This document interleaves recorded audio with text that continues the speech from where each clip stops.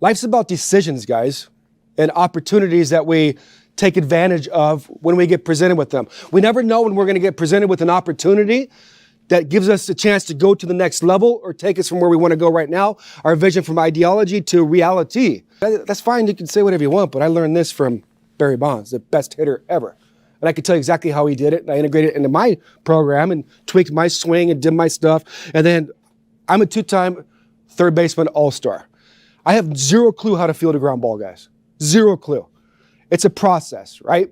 So what did I do? I went to the best guy in the team, Omar Vizquel. He had 11 gold gloves, and I'm like, hey, how do you do it? And he taught me. And it's about being a student of the game that gets you to the position to go out there and compete with everybody else. But first and foremost, we have to get out of our own way. I say it like a level up system, guys. I was like operating at a level 7. That was my full potential of what I could do. So think about in your business, wherever you are, like you're operating against level 10s, 11s, and 12s. Like I was playing against the best, like people making $400 million, insane stuff. They're doing stuff that you couldn't even imagine. So how does a level 7 potential operate and compete against, and not just compete against, but have success against 10s, 11s, and 12s? It's figuring out how you play the game. When you look in the mirror, what do you see? When you talk to yourself, the most important conversation you'll ever have in your life is a conversation you have with yourself. Not with God or a higher power or your spouse or your boss or your kids or whatever. It's with yourself. And what keeps so many people back is themselves and the voice and the language they use with themselves. Because that language and that conversation you have with yourself, guys, is the foundation of who you are. People can find themselves inside their internal zoo, that's shackled to the status quo and complacency and mediocrity. And I said, you want to hear something funny? He said, what? I said, imagine being someone who lived your childhood dream of playing Major League Baseball, flying the private jets, the mansions, multiple vehicles, anything and everything I wanted on top of the world, having everything but fulfillment, and didn't know who I was. And I definitely didn't own my life because I didn't have to, because I'm a god. I had little girls in the stands hold up signs saying, will you marry me, Shay? Like, how do you process that? And I'd do autograph signings for $10,000 an hour. Paid attention, dude. $10,000 an hour. And girls would come to the table, preteen girls, crying and shaking just because they got to meet me. Like I was Justin Bieber. So it's like, how do you process that? Because they couldn't see that pain-driven game that I was playing and that internal battle that I was fighting and all that stuff that I was going through and living that life, my dream, both my childhood dreams and actively living that in real time and hating who I am because I don't know who I am. So I'm talking to this gentleman and I was like, imagine doing that and then losing everything and being one breath away from losing your life and giving up. Because 8 years ago, I was in the floor of a van, and after I overdosed on drugs and alcohol, tried to flee, run numb, and get away from that pain always by myself, with nobody else around, motionless on the floor of this van. And this is somebody that so many people envy. And as the soul's leaving the top of my head, and I'm clinging on to my last breath, this van was parked outside my ex-wife's house, with my 3 beautiful adopted children inside, an arm's distance away. The children I admired so much, the reason why I quit baseball the first time. And I'm laying there, and the thoughts going through my mind are, you're a failure, you're a loser, you lost everything. What would your parents think if you left this world today, Shay? What kind of dad would do this to his kids? My answer to that was, I don't know. I'm nothing if I don't have baseball. So I let go. I don't know if I died, if I fell asleep, because the game had become my name, my identity. And I'm sharing this with this gentleman. And I'm like, imagine being there and going through all that stuff that you envisioned and you imagined and being 46 years old. But check this out, buddy. You know what's crazy? I found my smile.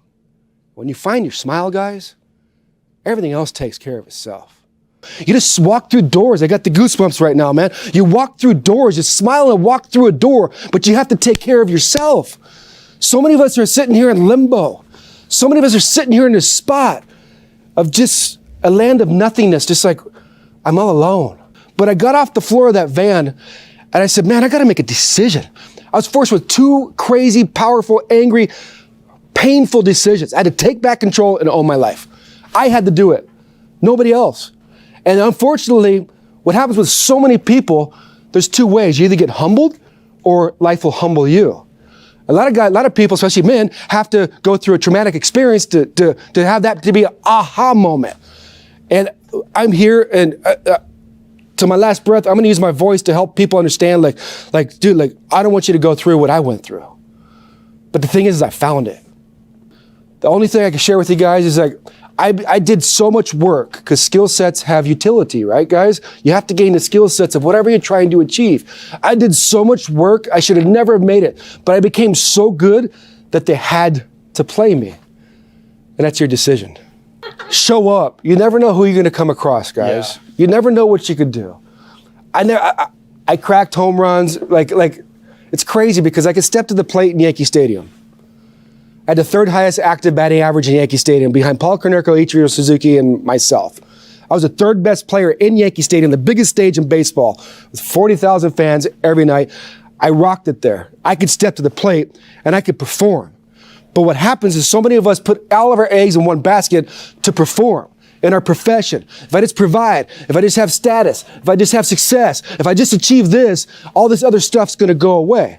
So I'd be on ESPN, I'd ruin the Yankees fans' nights, and I'd be all over, have a game-winning home run, and I'd go out with my entourage, stupid, and I'd have $4,000 dinners at a five-star restaurant, and I'd sit to the supper table, and I couldn't step to the plate there, because I'd almost pee my pants every time, because I had fear of walking across the restaurant to use the restroom, and fear of everybody staring at me.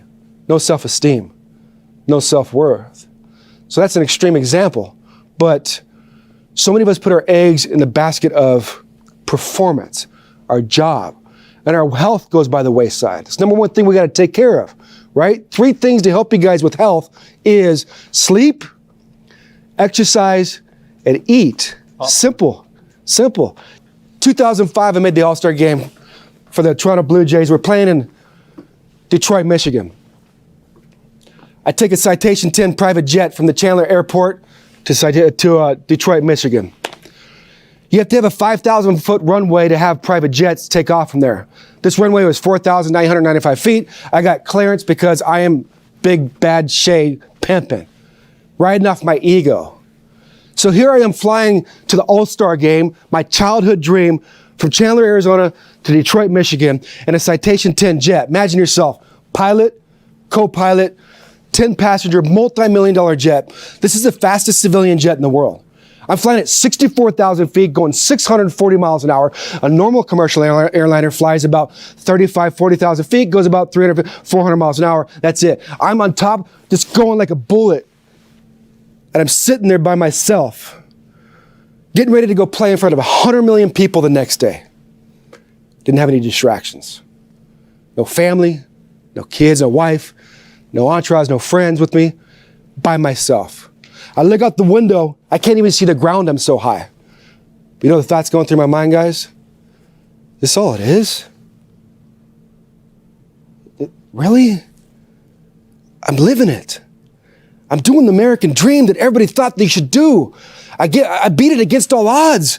Everybody told me no, I can't do it. And I've swung a baseball bat 1,000,000 times, and I'd be working with my friends, wouldn't work. And everybody out there, all my comrades, and everybody's like hanging out, I'm working, and I did it.